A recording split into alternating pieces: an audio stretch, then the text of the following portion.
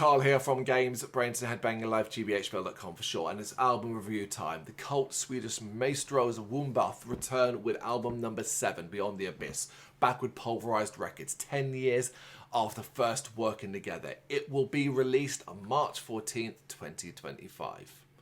As garrulously brutal as ever, but with renewed power and drive, Wombbath make 2025 that little bit uglier with their brand new album. A 10-track beastly effort that goes hard from the start and refuses to let up for a second, even though it comes with a healthy dollop of dark and twisted atmosphere.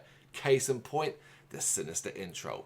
That sets the scene as far as a sense of horror goes. But it's the following words unspoken that truly gets the album started.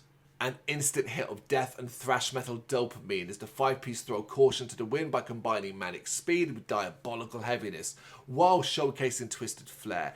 It, alongside the following Symphony of Dread, Discord of Doom and Beyond the Abyss, proves without question just why every new release from Wombbath is met with such excitement. This is more than just another extreme metal album. It is smart and it is varied.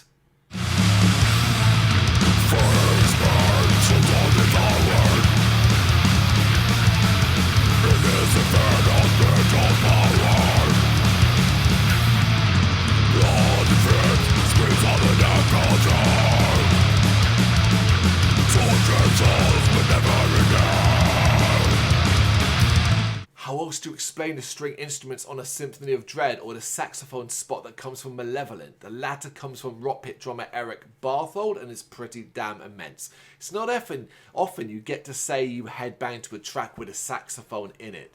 Still pushing boundaries decades on. It's this sort of creative thinking that helps keep them relevant. There's also absolutely nothing to complain about in the second half of the album either. Wombbath pushing harder and heavier than ever with the crashing and smashing chaos of Faces of Tragedy, then offering up something quite cinematic in the form of Deep Hunger, a staggering showcase of ferocity and gothic opulence, before going the extreme route with the explosive intensity of The Damned and The Slain.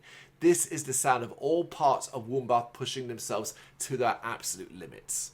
It's not quite done yet though. Not content with having delivered something very special up to this point, Wombbath get even more creative with the finale of Consumed by Fire, a measured metal approach that is as heavy as it gets but is infused with so much blackened atmosphere that it becomes so listenable. The layering of the tracks like this is so impressive, but it doesn't take away from the extreme, rather it actually enhances it.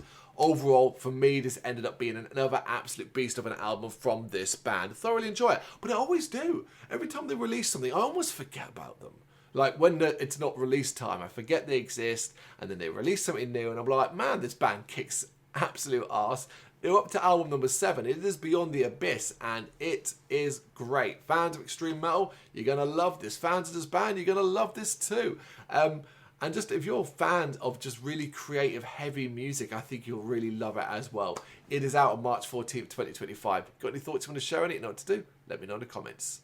Thank you very much for watching. If you've enjoyed what you've seen, please consider hitting that like and subscribe button. It does help us out. You can find us at gbhbl.com and across all social media platforms. And if you really want to give us a bit of extra support, please consider buying us a cup of coffee over on our coffee page. Thank you.